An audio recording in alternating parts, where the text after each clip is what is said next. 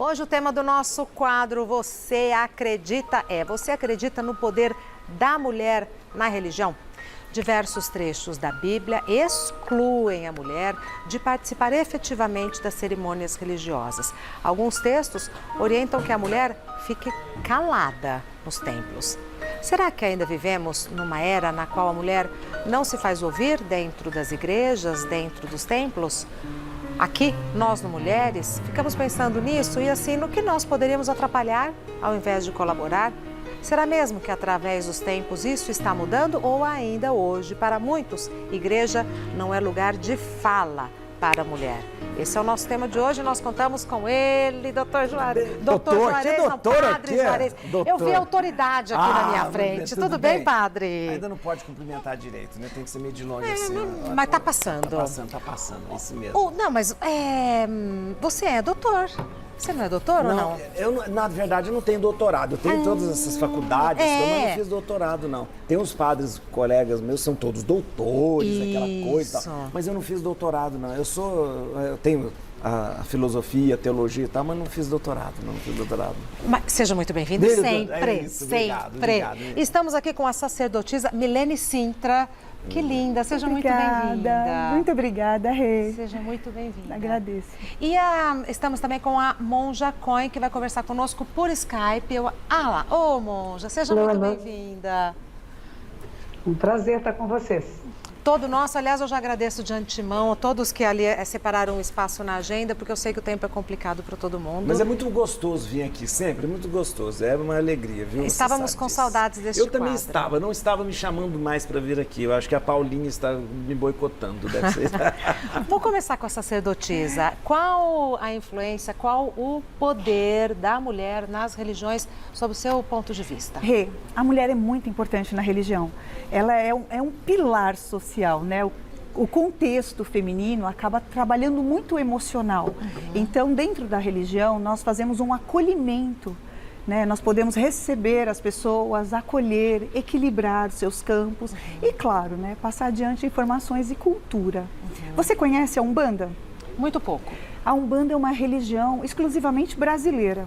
Ela nasceu no Brasil e uniu, né, vários cultos, ou seja, ela tem uma base católica, traz também conhecimentos indígenas e une outras religiões. E é a única religião brasileira.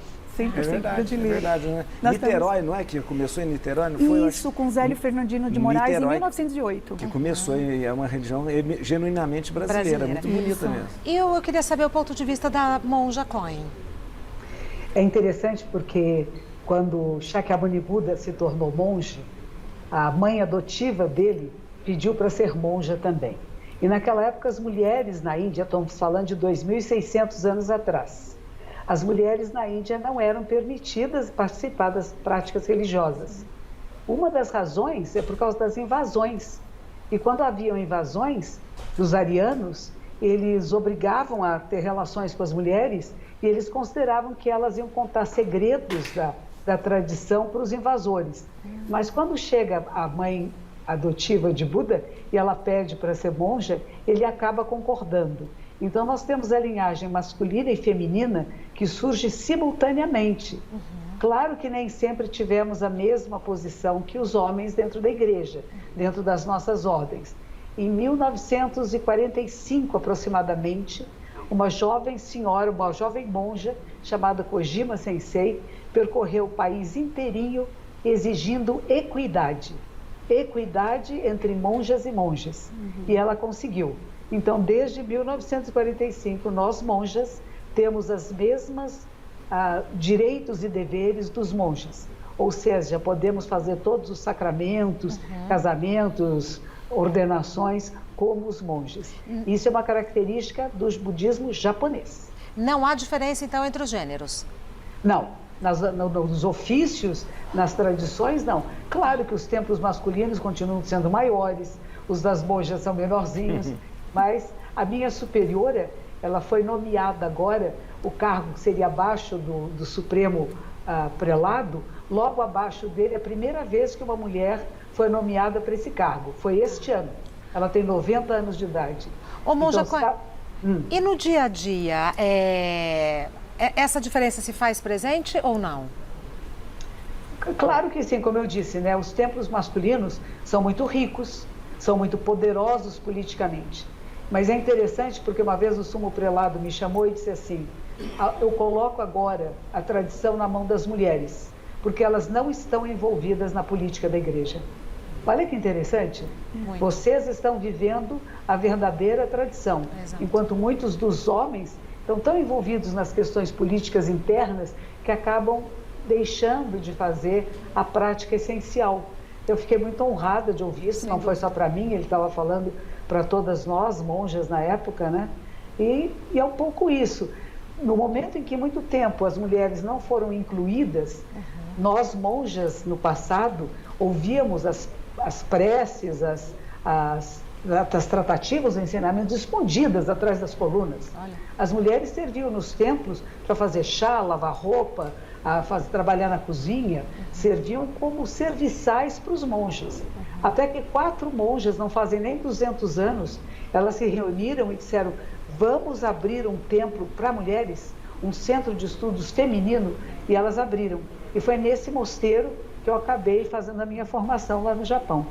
E como eu disse, a minha superior agora, ela é considerada do nível superior entre todos os monges e monjas do budismo japonês. Isso é raro, isso é novo, ainda está acontecendo agora.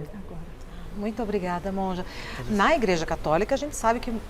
Não, aí que é uma coisa interessante. Dica. Há um equívoco em quando as pessoas acham que, de repente, a igreja é machista ou que a tradição judaico-cristã é machista. Há um equívoco pelo seguinte: a gente não pode confundir o machismo que existe arraigado na sociedade, que isso influencia em todas as religiões. A monja acabou de dizer, a Milene vai até poder dizer também, mas existe mais um machismo que existe, essa superioridade que o homem acha que tem, que Freud já explicou, que de repente ele se acha mais do que a mulher. É claro que isso chega a influenciar nas diversas tradições religiosas, mas não porque a tradição religiosa seja machista. Eu vou explicar por quê. Quando você vê a tradição cristã, ela vem do judaísmo. O judaísmo, no primeiro impacto, a gente fala: nossa, mas é uma religião machista? Mas não. O judaísmo, ele foi feito e o povo de Deus foi se formando com a ajuda de grandes mulheres. Nós temos mulheres juízas numa época em que Débora é uma mulher juíza, que ela é a responsável por ter a vitória de uma batalha. As mulheres na Bíblia são interessantíssimas. São mulheres como Ruth, que consegue, de repente, uma vitória para o seu povo. São mulheres como Raquel, né, que tem uma posição forte diante do marido. E olha que interessante no judaísmo. No judaísmo é considerado judeu só quem vem da mãe. A mãe é que determina, Então a gente fala, e aliás, o relato bíblico da criação também é um relato muito interessante. Quando o relato bíblico diz que o homem saiu do lado da mulher, a palavra que nós usamos é costela, ou costado, que significa lado. Não é uma costela como se fosse uma costela de churrascaria, não é isso. O lado significa do lado. Porque o relato bíblico tem o cuidado de dizer: o homem não é maior do que a mulher, nem menor, o homem está do lado da mulher. E no cristianismo, veja que interessante, as pessoas falam: nossa, e eu quero até falar sobre isso se tiver tempo, por que não pode ser padre? Porque na Igreja Católica, a Igreja Católica é uma igreja eminentemente materna e feminina.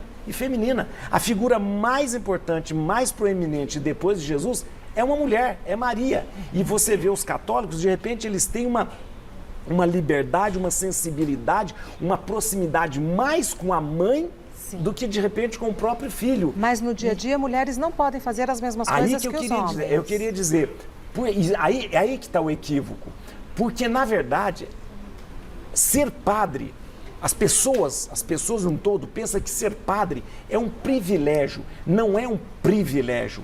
Nós chamamos de ministério, sim, ou seja, serviço, ministério, não é privilégio. Eu não posso me achar, por ser padre, melhor do que outras pessoas que não são, de maneira alguma. Eu não posso me considerar melhor porque uma pessoa não é padre. É um ministério. O ministério significa serviço. Na igreja, a compreensão da igreja é que a gente vai servir dentro da igreja nos diversos ministérios. nos diversos ministérios. Então, um serve como padre, outro serve como consagrado, outro serve, mas não é graus de... Sim. Não é graus, o ministério. A igreja a igreja viu como uma função ministerial do padre, do sacerdote católico, se está ligado ao homem, por uma questão quase que de tradição e bíblica, vendo que naquele momento Jesus tinha escolhido junto deles os apóstolos que estavam ali no momento em que ele dá o mandato da Eucaristia. Jesus não só escolhe homens, aliás, Jesus, ele rompe uma tradição muito grande, ele escolhe mulheres para estar com ele. Aliás, mulheres estavam com Jesus, Maria Madalena, Maria de Cleofas, mulheres acompanhavam Jesus. No início do cristianismo, nós temos mulheres, né, como Febe, que é uma diaconisa, nós temos muitas mulheres. Agora, já estou terminando, para não mandar eu parar de falar, já estou terminando. Agora, o que acontece? Esse machismo, né? O machismo, na verdade, é o fato da pessoa se sentir melhor do que o outro por ser homem, né? Esse machismo, ele já está impregnado na sociedade de tal forma que a gente deixa isso compuscar a tradição religiosa, todas as tradições religiosas. Tá. E essa tradição do padre continuar exercendo o seu ministério, desenvolvendo as suas atividades e tal, vai continuar porque não há perspectiva das mulheres passarem a exercer essas mesmas atividades. Duas vezes já teve, vezes, quando João Paulo II respondeu sobre isso, o Papa Francisco também respondeu sobre isso e diz que na igreja não vai mudar. Não vai mudar e ele explica justamente porque é o seguinte, porque o ministério do padre, ele é tão importante como o ministério que a mulher hoje empreende na igreja. E veja uma coisa, se não fossem as mulheres hoje na igreja, nós estaríamos perdidos. Porque se você for na minha paróquia, a maior parte dos ministros que me ajudam no dia a dia são mulheres. São mulheres que são as catequistas, são mulheres que estão... Aliás, na missa, se você mandar levantar a mão, só levanta a mão mulher. Hoje eu vou celebrar a missa daqui a pouco, eu posso contar quantos homens e quantas mulheres. Hoje o Fefito está ali monitorando as nossas redes sociais. Fefito, como é que está a nossa enquete? Oi, gente! E aí, cheguei, tava com saudades do padre. Dizia muito tempo que eu não ouvia a palavra dele. Eu sou muito fã da Monja Coen, da sacerdotisa, nem precisa dizer também. Se você tem comentários para falar sobre eles, para mandar sobre eles, vai no @Gazeta Mulheres e manda pra gente. Já tem alguns aqui que eu separei, olha só. A Monja Coen é maravilhosa, disse a Maria Eunice. A Deise também está aplaudindo. A Natália falou que está adorando. Sempre bom ouvir os ensinamentos. Muito bom. Se você quer ter sua mensagem lida aqui no Mulheres ou tirar uma dúvida com algum dos três, por favor, manda que eu vou me esforçar para tirar todas elas. O padre acabou de falar que Maria é uma mulher símbolo, uma referência no catolicismo. Sim. Queria saber, Milene, se na Umbanda também há uma figura que seja uma referência, um símbolo. Olha que interessante. Na Umbanda, Iemanjá é um símbolo. Todos cultuam Iemanjá sem saber que necessariamente ela está ligada a um culto africano. As pessoas já reconhecem porque tem essa ligação com Nossa Senhora, né? Sim. A ideia desse feminino. O padre te deu uma resposta e eu comentei com ele, nós estávamos ali batendo um papinho, e eu disse para ele, eu cresci num berço católico. Eu também. E aí, estudando num colégio católico, dando aula de catecismo, eu vi que a igreja não me dava espaço. Porque eu queria fazer o que os padres faziam. Eu queria ministrar um culto, eu queria acolher essas pessoas. E aí a Umbanda me acolheu para que eu pudesse ser essa líder religiosa e estar ministrando cultos e acolhendo pessoas dessa forma. Provavelmente a igreja não vai abrir esse espaço para o feminino tão cedo. O padre falou que não vai mudar a tradição. Ser padre, porque da igreja não é só ser padre. Dentro da igreja existe um leque enorme. Por exemplo, você fala de estar de repente pregando e falando. Hoje quem faz toda a parte de formação, de catequese, como eu disse, dentro das igrejas são as mulheres. São as grandes teólogas que nós temos hoje. Grandes teólogas que nós temos hoje são mulheres hoje na igreja, que tem um estudo profundo da teologia. O monge, no budismo há uma figura assim que seja uma referência feminina? Não exatamente feminina. Nós temos Budas e Bodhisattvas, que são homens e mulheres. Budas não são só homens. Seres que despertam não são só homens e mulheres. E nós temos uma imagem chamada Kannon, que é aquele que observa em profundidade os lamentos do mundo. Não é que ouve, que vê a necessidade verdadeira e atende. E é uma imagem que muitos ligam com o feminino, que seria a pura compaixão, é o símbolo da compaixão. Mas as imagens não são nem masculinas nem femininas, elas são neutras, porque a compaixão é uma qualidade do ser humano, e não exatamente do feminino ou do masculino. E a nossa primeira monja histórica, que se chama Mahaprajapati, que significa líder de uma grande assembleia, ela para nós é o símbolo exatamente de que as mulheres podem e devem entrar no caminho, penetrar os ensinamentos e se tornar também professoras, sacerdotisas, da mesma maneira que os homens. Isso é recente, como eu falei, no Japão, é depois de 1945, porque muitos monges foram para a guerra, morreram, não tinha quem fizesse os cultos, não tinha quem fizesse os enterros, e aí essa monja correu o Japão inteirinho dizendo, peraí, nós podemos fazer. E ela permitiu que nós, monjas, conseguiu que as lideranças políticas aceitassem. Uma outra coisa que é diferente no budismo japonês ao qual eu pertenço, é que pode haver casamento entre os monges, por isso que o nome monge não é bem adequado, né?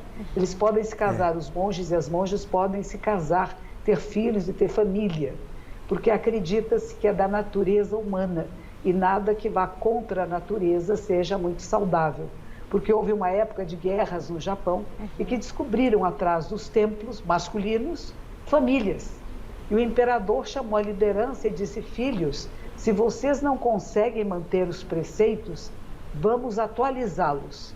E o preceito que dizia não manter relações sexuais, colocou-se uma palavra no final, não manter relações sexuais impróprias.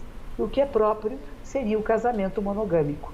E a partir disto, os monges passaram a se casar, o que foi bom para a nossa própria ordem, porque os filhos foram ser monges e a tradição pôde ter continuidade. É interessante isso, né? Muito. Mas isso é Japão, viu? Não é no todo o budismo do mundo todo. Ô, monja, eu sei que a monja tem um horário aqui específico para ficar conosco. A hora que a monja precisar se retirar, por favor, me avise para que a gente possa se despedir adequadamente, viu, monja? Obrigada. Mas sabe que no campo da religião é interessante, né? A gente quando a gente pega o texto bíblico e o texto, principalmente do Antigo Testamento, a relação de Deus com a humanidade é uma relação materna. Embora a gente a gente chame Deus de Pai, Deus Pai, o Pai está ligado à questão de provedor, mas a relação de Deus, quando você lê o texto bíblico dos profetas e mesmo a relação de Deus com o seu povo é uma relação materna. Vários textos dizem, olha, eu te amamentei, Israel. Né? Quem amamenta? É a mãe. Né? Mas será que Deus tem gênero? Não tem, por isso que eu estou dizendo, não tem. Por quê? Mas, olha que coisa forte que existe na religião. Eu te amamentei, eu te banhei. Moabe era a bacia que eu banhava. Moabe, olha que coisa linda. E existe uma coisa, o amor de Deus, o amor que Deus tem por nós, ele é definido pela Bíblia com um termo muito interessante em hebraico, chamado haramim. Haramim. Este amor, se a gente traduzir, a gente traduz com amor de útero. Então Deus nos ama, né, segundo a Bíblia, com amor de útero, que é um amor diferente. O amor de útero, o amor da mãe, o amor das entranhas, é um amor que só a mulher sente. Só a mulher sente. Nós, homens, podemos até, quem sabe, fantasiar sobre esse amor, mas o amor haramim é só Deus e a mulher que sente. É a mulher que sente. Então, você vê, olha que interessante, o amor de Deus, ele se expressa através do útero. O amor que Deus tem por nós o jeito de Deus nos cuidar, é o jeito da mãe. Então, seria um absurdo a gente dizer que a palavra de Deus, que Deus é machista. Volto a dizer, não existe gênero em Deus, né? Dizer que ele é homem, que ele é mulher, né? Deus é o amor, né? É o amor, né? São João fala, Deus é amor, né? Então, mas o jeito desse amor ser manifestado é um jeito feminino.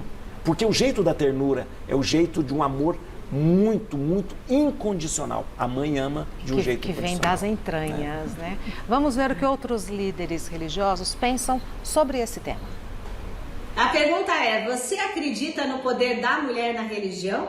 Sim, acreditamos, pois na doutrina da Seichonoye aprendemos que na essência todos somos filhos de Deus. E através do seu envolvimento religioso e da manifestação dos seus dons peculiares femininos no seu dia a dia, a mulher auxilia todos os demais no despertar da sua natureza divina. Eu acredito sim, piamente, conscientemente, credulamente, todos os meios que vocês imaginarem, eu acredito sim que a mulher tem um poder muito grande dentro da religiosidade. No judaísmo, não há luta competitiva entre os gêneros. O homem e a mulher têm seus respectivos papéis de acordo com sua vocação e qualidades interiores. Nosso espírito, ele não tem sexo.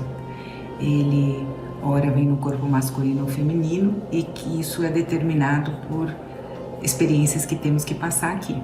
Mas Kardec, né, ali foi nosso codificador, pôs em ordem ali a nossa doutrina, e ele trabalha com as irmãs Fox, que eram mulheres onde começaram os fenômenos dessa parte mais moderna aqui. A religião de matriz africana foi fundada por 3 princesas que chegaram ao Brasil e fundaram o candomblé, que era matriarcal. Chico também, maravilhoso, né?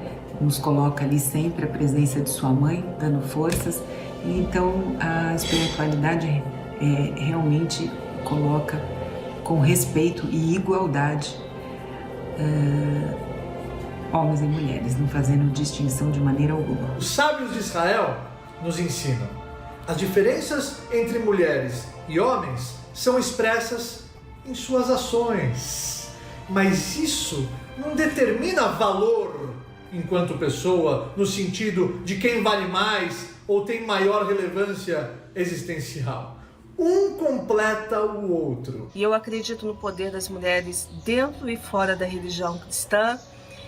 Acredito que nós contribuímos muito e acredito muito na liderança feminina. Nós não só somos a maioria daqueles que professam a fé cristã no Brasil, 58%, segundo o último censo, mas também, historicamente, nós, em todas as denominações cristãs, nós trabalhamos bastante para o crescimento da nossa fé. Então, eu acredito no poder feminino. Se não fossem as mulheres iniciarem o candomblé não existiria hoje.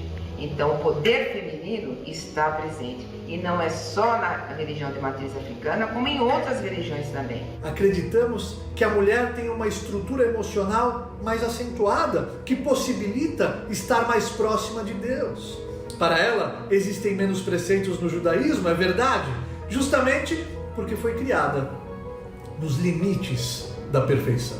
E a mulher em si já é uma sacerdotisa, por ter ela um sexto sentido, aquela coisa que mãe sabe que o filho está precisando, o filho está longe, ela está sentindo. Nós temos ainda muito a avançar. Há igrejas que não permitem a liderança feminina, embora sejamos a maioria, e acredito que este é um lugar ainda para ser ocupado, um lugar de serviço para ser ocupado e para ser bênção na vida da igreja e da sociedade. Se religião é religar a Deus, não existe um ser tão sublime quanto a mulher. Você, minha amiga mulher, siga as suas escolhas mais íntimas e certamente encontrará a felicidade. A virtude está em reconhecer a sua própria beleza, força e energia. E eu preciso dizer que eu acho o máximo a gente conversar sobre esse assunto, não é debate, verdade. é cada um dando a sua opinião, as mais diferentes crenças, religiões e vários tipos de exercer a própria fé. Eu acho um privilégio estar aqui, muito obrigada. Queria saber o que o pessoal de casa está falando, Fefito. O pessoal está adorando e está debatendo aqui nas redes sociais, viu? Olha, a Cristiane Dourado de Mello disse que diminuir a mulher na religião é diminuir o amor de Deus. Isso mesmo. Isso mesmo. A mulher tem que estar em todas as áreas da sociedade. A Ana adora a Monja Cohen, olha. A Maria Eunice estava com saudades desse quadro. A Sandra Santana achou super interessante a pauta e disse que o mesmo acontece na ordem maçônica, mas nem todo mundo aceita as mulheres, segundo ela. Muita gente aqui tá levantando uma polêmica, padre. É? Juarez. Ah. Porque o padre falou que Deus não é machista, uma vez que Deus pode ser homem, pode ser mulher, todos fomos feitos à imagem e semelhança de Deus. Mas a igreja não pode ser machista? Muita gente acha que igrejas ordenam mulheres, mas outras não ordenam, por exemplo. A igreja não pode ser um ambiente machista, padre? Sim, é interessante. A palavra de Deus não é machista, a Bíblia não é machista, mas quem é que interpreta a Bíblia? Quem é que, de repente, faz com que a palavra de Deus seja as pessoas? Somos nós. Então, é a nossa compreensão machista que passamos. A monja Coen estava falando que existe em todas as tradições, e ela mesmo disse, mesmo que haja esse avanço grandioso no budismo japonês, ainda existe uma diferença. Por quê? Porque isso está na sociedade. O que nós precisamos vencer o machismo é na sociedade, nós precisamos vencer isso, né? Agora, e é interessante que ela fala, quando a gente fala assim, não é a igreja que provoca isso, nós somos ligados, e às vezes até o pregador, ele vai ser machista, mas ele vai pregar a partir das suas convicções, né? Alguém que vai, de repente, fazer... Qualquer religião, ele vai fazer uma preleção, vai fazer um sermão, ele coloca, às vezes, esse sentimento machista. O que eu estou querendo dizer é que Deus não é machista, a palavra de Deus não é machista, a igreja não é machista, mas nós deixamos nos contaminar, porque, na verdade, o machismo é uma contaminação.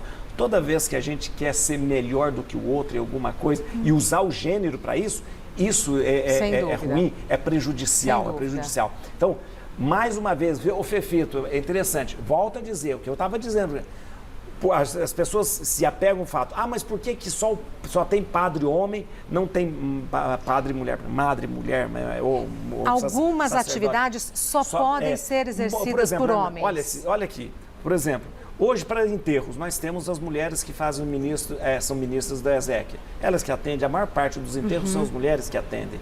Hoje nós temos as mulheres que visitam os doentes para levar a Eucaristia. O que nós não podemos fazer? Né? Celebrar casamento? Celebrar a missa, que a missa que é o sacramento da Eucaristia, atender confissões, né?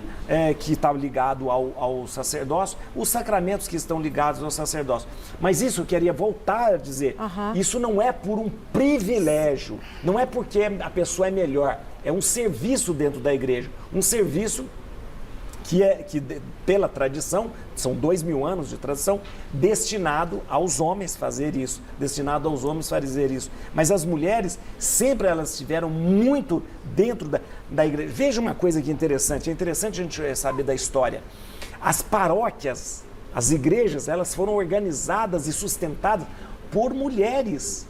Uma das grandes mulheres que nós temos, que ajudou Paulo a evangelizar, chamava Lídia. Lídia era uma mulher rica, comerciante de púrpura, que era um corante muito caro, e ela que organizou e financiou muito das igrejas. As igrejas começavam nas casas das mulheres, geralmente mulheres que convenciam o marido, começavam ali. Como é que as paróquias, que a gente tem essa paróquia, questão de circunscrição, essa é a paróquia tal, essa é a paróquia tal. Por quê? Porque no início do cristianismo, as mulheres abriam suas casas e falavam, vamos celebrar aqui. Sim. Logo que o cristianismo começou a... Então, elas é que são as grandes cresci num lar promotoras. Católico como a sacerdotisa Milene e grande parte, né, eu acho que do nosso país. Mas na hora do protagonismo, elas dão um passinho atrás para que os homens apareçam. Mas qual o protagonismo? É isso que eu estou falando. O ser protagonista, eu não entendo, volto a dizer. Como protagonismo. A gente não entende. Poder fazer algumas atividades é tirar o protagonismo. Não, eu não entendo. Volto a dizer, eu não entendo. Eu não estou entendendo onde que você quer chegar. Por exemplo, por que você acha que é mais importante... Não disse que é mais importante. Eu disse, à medida que alguém diz, você não pode passar daqui, você não pode exercer esta atividade, eu acho que isso é limitador. Não é? Não, porque não é o seguinte... Padre? Não, porque Eu não estou deixando, eu estou deixando, fazendo diferenças naquelas atitudes. Não, é porque essas acusações... Não, eu não estou acusando, eu estou conversando, pelo amor de Deus. Eu digo assim, eu estou conversando, porque estou me sentindo à vontade e acolhida. Sim, as acusações que fazem, a igreja é machista, é isso que eu quero entender. Quando as pessoas acham que o protagonismo é ser padre, né? O protagonismo é ocupar o espaço que você deseja. A hora que falam, não, daqui você não pode passar... Mas na igreja, a mulher ela tem muitas atividades, muitas atividades. Sim. As mulheres são teólogas, são professoras, são formadoras. Eu tive, no convento, eu tive mulheres professoras que me ensinavam teologia, né? Então, o que eu estou tentando dizer que há um sentimento mesmo, há um sentimento machista na sociedade. Mas eu não posso dizer que de repente, a igreja imbuída de machismo, ela separa e ela diminui a mulher. Eu não posso dizer que a igreja diminui a mulher se a mulher tem um protagonismo dentro da igreja em várias coisas que ela faz, em várias coisas que ela está fazendo junto do padre. Tem coisas que eu não vou fazer que a mulher faz, né? Tem coisas que eu não vou fazer. Então, há ministérios diferentes, né? Isso a igreja sempre teve muito claro que há dons e serviços diferentes para serem, mas nenhum é maior, nenhum melhor. Sim. São Paulo dizia que o maior dom é o amor, né? Esse é o amor, né? A monja quer falar alguma coisa? Perdão. Então, tem algumas coisas interessantes que o padre Juarez falou. Porque antigamente a igreja era protagonista de mudanças sociais. Sim. Se a gente pensar, Jesus de Nazaré era um revolucionário, né? Não deixa jogar pedra em Maria Madalena, ele acolhe as mulheres na sua comunidade como seus pares. Então, era protagonista de mudanças sociais. E o que aconteceu com o tempo? Na hora que vira uma instituição, em vez dela fazer as mudanças, ela sofre a influência da sociedade como está. E o que nós estamos propondo ao mundo é que possa ter o protagonismo de fazer mudanças. As mudanças, o mundo mudou. O mundo não é como era antigamente. As mulheres não votavam, não estudavam. Teologia feminina é novíssima. Dentro do judaísmo, pouquíssimos grupos judeus aceitam mulheres que toquem o Torá. Era proibido as mulheres encostar a mão no Torá, quanto mais estudar. Então temos pouquíssimas rabinas, apenas nos movimentos mais progressistas. Então ainda há um sentimento muito grande que certas áreas não servem para mulheres. E por quê? E aí quando a gente vê a história do budismo, a gente fala assim, bom, os homens nasciam, eram educados por mulheres, casavam, muitas vezes as mulheres mandavam neles, as mães mandavam neles. Quando eles viravam grupos masculinos de religiosos, não queremos mulher aqui, ninguém vai mandar em mim. Agora somos nós meninos. E na hora que chegava, de novo, vai ter mulher dentro da sanga, qual era o risco? E eles eram mantidos e são mantidos por quem? Por mulheres. Quem faz doações, como bem o padre falou. Isso. Todas as tradições é isso. As maiores doadoras são mulheres. São mulheres. Aquelas que vão procurar querer manter a igreja e manter os templos e manter os lugares. Mas, ao mesmo tempo, não quer ter a submissão às mulheres. Então, houve um momento muito grande histórico que as mulheres podem participar, mas lá atrás. E até você veja, no islamismo, o que eles dizem? As mulheres podem ficar atrás dos homens nos templos, né? nas mesquitas. Sim. E o que os homens dizem? É que as mulheres são muito sedutoras. E se elas fizerem reverências até o chão e eles virem elas de quatro, eles ficam sexualmente perturbados. E é por isso que elas têm que ficar separadas. E põem até uns biombos separando as mulheres nos cultos. Então, são coisas de tradições muito antigas e no momento em que as mulheres eram abusadas pelos homens. As mulheres significavam uma tentação. Quando a tentação não está na mulher, a tentação está na cabeça de cada um. E é essa a diferença. Eu acho que muitas das nossas tradições, elas estão mudando. E o que será daqui a 100 anos, 1000 anos, nós não sabemos.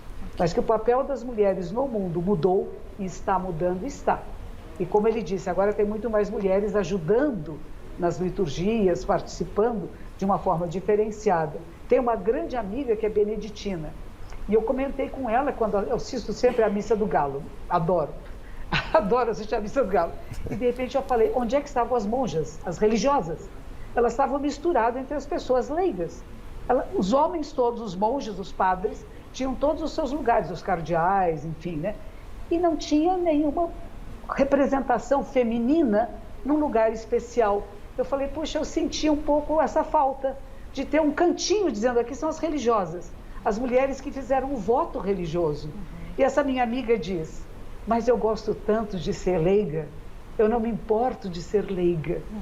E aí me lembrei de um grupo com quem eu estive, primeiro encontro interreligioso, em 1990, que a gente teve nesse século, interbudista, que foi em Bangkok. E em Bangkok as monjas não podem usar hábitos de cor, elas só se vestem de branco, raspam a cabeça e vestem branco, porque elas não são monjas completas, eles não aceitam mulheres como monjas completas. E uma monja tibetana chegou a elas e disse, mas o que é isso? Não, nós fizemos o voto do Bodhisattva, nós estamos ajudando, nós não queremos ficar na frente, nós queremos ficar por trás e fazer o trabalho mais importante, que é esse de trás, que ninguém vê. E ela disse, se você não fizer isto, você está proibindo que outras mulheres usem suas inteligências para o bem coletivo. E eu conheci uma monja. Ela mesma vestiu o manto ocre. E ela disse, eu me considero uma monja completa. E era uma revolução em Bangkok, que uma mulher monja, já idosa, ela disse assim, não, eu sou uma monja completa. E eu me reconheço como alguém capaz de todas as liturgias, de todos os sacramentos, e não só alguns. Mas isso ainda é muito novo no mundo, gente. E a gente não pode querer exigir de certas tradições, vem, vocês têm que fazer correndo, não pode. Então a gente espera o momento adequado. Enquanto isso, continuamos na nossa jornada de fazer o bem e o bem para o maior número de seres. Perfeito. Que assim seja. Amém. Perfeito. Obrigada. Monja, eu sei que a Monja deu horário, né?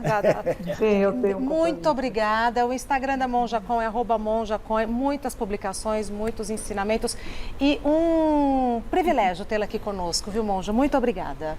Um prazer estar com vocês, Padre Juarez, obrigada. Sacerdotisa de Umbanda, nossa Umbanda brasileira. Muito obrigada. Muito obrigada. Com licença.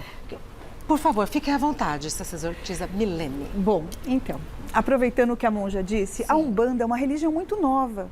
E a Umbanda, ela bebeu, né, em várias fontes, vários aprendizados, ela trouxe tudo isso.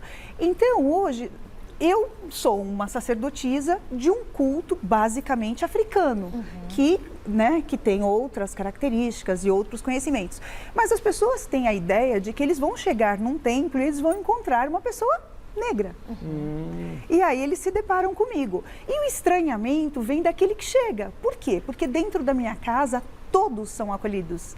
Eu não tenho nenhum tipo de preconceito, nem por cor, nem por opção sexual, nem por sexo. É homem, é mulher, todos ali estão prontos ou se preparando para algo. Então, no momento em que o ser humano escolhe se preparar para algo, ele vai ser acolhido e vai ser transformado. É uma escolha. Quando você escolhe ser transformado, você encontra uma porta para que isso aconteça. E essa porta é a Umbanda. Então, eu tenho muito orgulho de trazer esse conhecimento, essa religião, esse novo. Verdade. Uma religião nova já nasce com menos preconceitos, talvez. As pessoas de fora têm mais preconceito do que os que estão dentro do terreiro. Mas o terreiro está mudando essa ordem. Eu, por exemplo, ministro casamento. Eu faço casamento gay. Né? E o casamento é lindo e as pessoas acabam ficando encantadas. Por quê? Porque eu não estou falando de religião, eu estou falando de espiritualidade, eu estou falando de amor. Como ele disse, Deus não tem sexo, Deus é força, é energia. Dentro da nossa religião, Deus é conhecido como Olorum, né? O Senhor. Olorum, Senhor da criação. Então, a energia da criação, ela não é definida por sexo. Isso não existe mais. Eu sempre digo que a religião é um rio, e a espiritualidade é o mar. As pessoas encontram caminhos para chegar nesse mar. Como cada um vai encontrar, vai ser por afinidade. Algumas pessoas se afinam com algumas ordens que são mais machistas ou mais preconceituosas, e outras nem tanto. Então eu acho que o ser humano hoje ele tem muitas opções para procurar um caminho para se espiritualizar. A gente precisa encerrar, eu queria que você fizesse as considerações finais e o Padre Juarez também. Bom, hoje, né, Dia da Mulher, Eu acho muito importante esse dia, porque é um dia de luta, né? As mulheres estão sempre procurando um lugar para se posicionar. Eu tenho orgulho de ser uma sacerdotisa de Umbanda, né? Eu estou bem posicionada dentro da religião.